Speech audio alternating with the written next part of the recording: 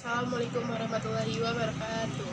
Saya Nina Bila Maria, kelas 12-2, ingin menjelaskan materi kisi-kisi UNBK, yaitu otomatisasi tata kelola perkantoran. Otomatisasi tata kelola perkantoran itu terbagi menjadi 4. Yang pertama ada otomatisasi tata kelola kepegawaian, yang kedua ada otomatisasi tata kelola keuangan, yang ketiga ada otomatisasi tata kelola keprotokolan, dan yang terakhir ada otomatisasi sarana dan prasarana.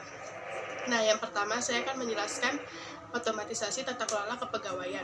Yang pertama itu ada macam-macam cuti pegawai. Macam-macam cuti pegawai itu ada 5. Yang pertama ada cuti bersalin, yang kedua ada cuti sakit, yang ketiga ada cuti alasan penting, yang keempat ada cuti tahunan, yang kelima ada cuti besar. Nah, yang cuti bersalin itu yaitu cuti yang diberikan untuk ibu yang ingin melahirkan atau sesudah melahirkan.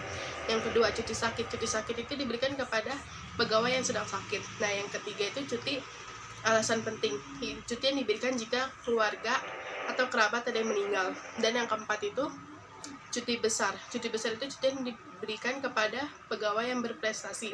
Nah, cuti yang terakhir, cuti tahunan, itu cuti yang diberikan pada hari-hari tertentu kayak Idul Fitri, Idul Adha, dan Tahun Baru. Nah, yang kedua itu ada hukuman atas pelanggaran disiplin pegawai. Hukuman disiplin atas pelanggaran pegawai itu ada 3. Itu adalah hukum ringan, hukum disiplin ringan, hukum disiplin sedang, sama hukum disiplin berat.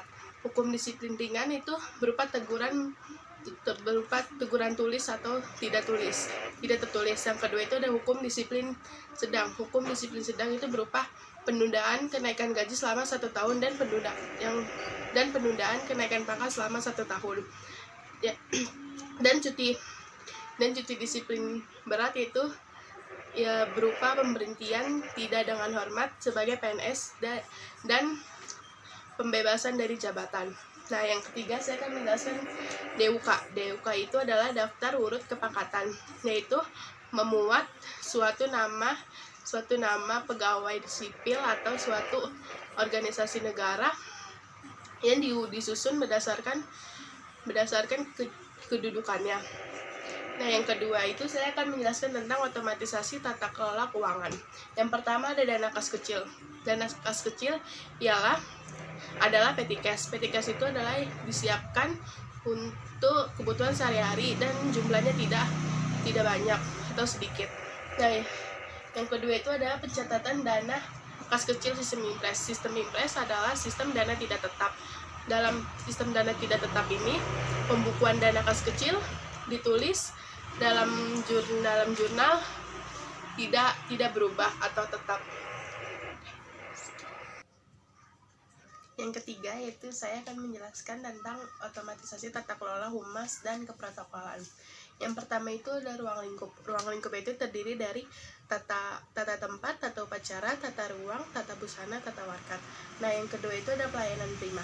Pelayanan prima itu kita harus memenuhi kebutuhan pelanggan sehingga menimbulkan rasa puas kepada pelanggan. Nah, yang ketiga itu ada daftar perjalanan dinas. Perjalanan dinas itu ya suatu perjalanan yang dilakukan oleh pimpinan dalam suatu instansi untuk tugas kedinasan. Dalam daftar perjalanan dinas itu kita harus menyiapkan transportasi dan dokumen-dokumen yang dibutuhkan pimpinan. Nah, yang terakhir, yang keempat, pertemuan rapat. Dalam pertemuan rapat kita harus menyiapkan materi rapat, konsumsi rapat, tata ruang rapat, dan akomodasi rapat, dan lain-lain. Dan yang terakhir saya akan menjelaskan tentang OTK, tata kelola sarana dan prasarana. Yang pertama itu ada tata ruang kantor. Tata ruang kantor itu ada 4. Yang pertama ada tata ruang kantor berkamar, yang kedua ada tata ruang kantor terbuka, yang ketiga itu ada tata ruang kantor berparanorma, yang keempat itu ada tata ruang kantor gabungan.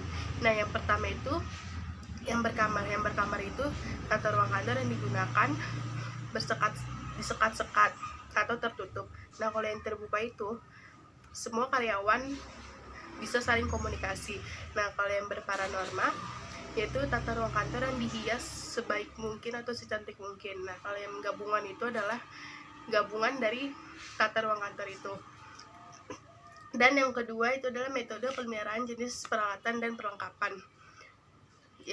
Ada dua metodenya. Yang pertama adalah pemeliharaan rencana dan pemeliharaan tak berencana. Yang pertama yang berencana itu adalah jenis pemeliharaan yang diatur dan diorganisasikan mengantisipasi perubahan yang akan datang. Yang kedua itu adalah pemeliharaan tak berencana. Pemeliharaan tak berencana itu adalah jenis pemeliharaan yang pemeliharaan secara tiba-tiba barang atau alat akan segera digunakan. Dan yang ketiga, ada daftar inventaris sarana dan prasarana. Daftar inventaris itu adalah untuk mencatat barang inventaris menurut golongan yang ditentukan.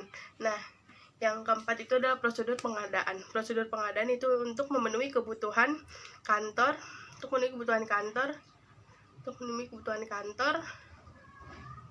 di suatu perusahaan atau mengantisipasi barang-barang yang dihapus, hilang tanpa sebab untuk memenuhi kebutuhan. Demikian penjelasan dari saya. Mohon maaf apabila ada kesalahan kata.